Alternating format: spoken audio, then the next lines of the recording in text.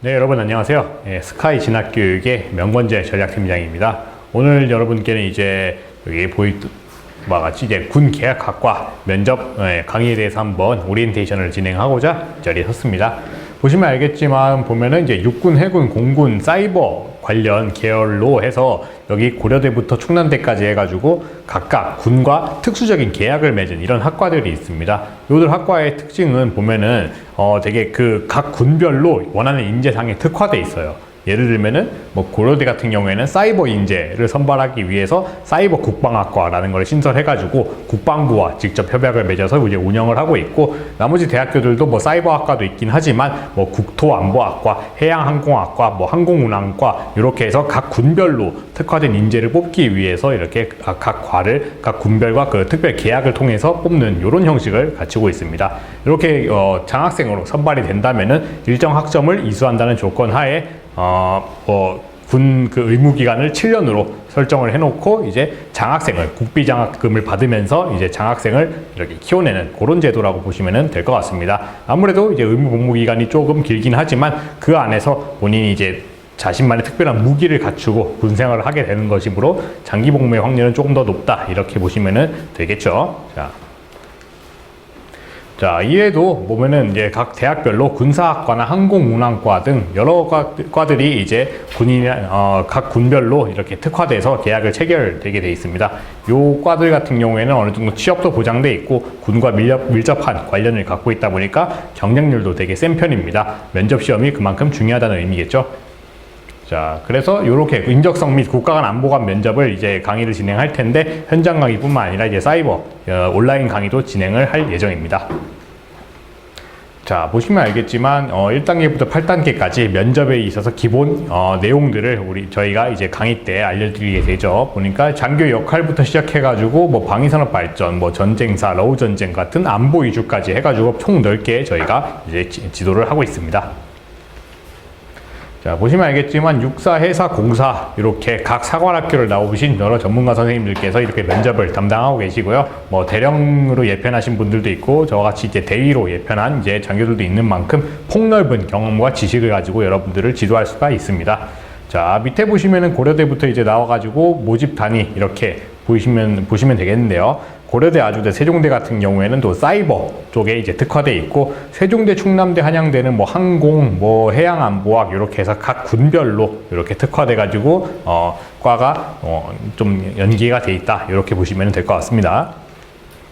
자, 주정평가위원장님 같은 경우에는 육사 출신으로 이제 육군을 대령으로 예편하셨죠. 이렇게 해서 안보관과 외적 자세, 인성 가치관까지 이렇게 보고 계시고요.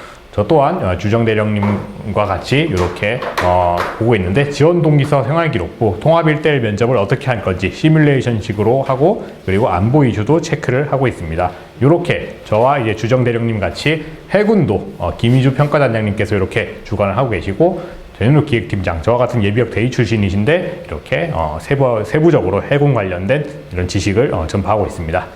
공군 같은 경우에는 최관석 교육단장님께서 예비역 공군 대령으로서 폭넓은 이제 공군 지식을 전수해 주실 거고요. 박경희 교육팀장님 같은 경우에는 예비역 소령으로서 여러분들을 이렇게 지도를 해 주실 겁니다. 이 면접에 대해서 간단하게 한번 오리엔테이션으로 한번 짚고 넘어가 보겠습니다.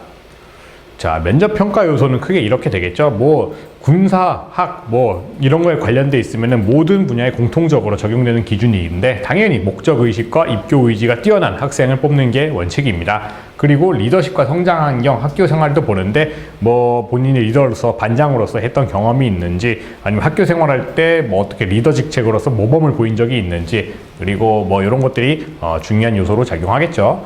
그리고 국가관, 역사관, 안보관 같은 경우에는 기본적으로 군사학과에 지원할 이제 생각을 갖고 있는 친구들이라면은 뭔가 안보에 대한 기본 지식은 반드시 갖고 있어야겠다 이렇게 생각하니까 모든 질문에 대해서 어느 정도 깊이 있지는 않지만 대략적으로 답변은 모두 가능할 정도다 이렇게 보시는 게 좋을 것 같고요. 자, 구술 면접 볼 때는 이제 주요 안보 이슈에 대해서 한번 토론을 하는 식으로 이렇게 면접을 볼 수 있는데, 이렇게 뭐 평가 기준을 보시면은 감점 불합격 사유로 이제 장황하게 말을 한다거나 논리가 없게 말을 한다거나 이런 것들이 모두 감점 포인트나 불합격 사유가 될 수가 있겠습니다. 자신감 있게 말하는 게 무엇보다 중요하겠죠. 자, 기본 자세 같은 경우에는 뭐 기본적으로 자세가 뭐 올바른지 뭐 차렷 자세나 부동 자세, 그리고 경례 자세 뭐 이런 것들을 보는데 특별한 감점 기준은 없습니다만 여기에 자신감이 없는 모습을 보이거나 조금 자세가 구부정하거나 이러면 감점이 들어가게 되겠죠. 자, 종합평가는 이제 모든 거를 다 종합적으로 봤을 때 이 사람이 우리 군 그 계약학과에 적합한 인재인지 군 장교로서 커나갈 자질이 보이는지 요걸 테스트하는 개념이라고 보시면 될 것 같습니다. 자, 이제 면접 대응 전략을 한번 보겠습니다. 우선 지원학교의 면접 진행 방식을 고려해야겠죠. 뭐 육군과 해군, 공군의 이제 계약학과 특성도 다를 뿐더러 뭐 고려대 같은 경우에는 사이버 쪽에 특화돼 있으니까 난 좀 사이버 쪽으로 준비를 많이 해서 준비를 해야겠다. 이런 식으로 접근하는 게 좋겠죠.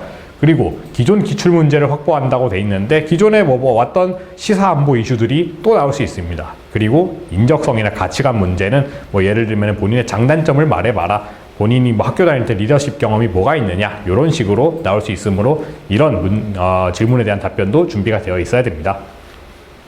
자, 그리고 아까도 말씀드렸지만 안보 이슈는 이제 뭔가 깊이 있게 아는 것보다는 상황에 맞게 답변을 잘하도록 중요한 그런 것들이 중요합니다. 쟁점 사안에 대해서는 당연히 본인 생각보다는 군의 특수성을 고려해야겠죠. 예를 들면은 북한이 우리의 주적인가 뭐 아니면은 한미동맹에 대해서 어떻게 생각하느냐 이런 것들은 어느 정도 답이 정해져 있는 이슈이기 때문에 180도 다른 방향으로 답변을 하면 안 되겠다 이렇게 보시면 될 것 같습니다.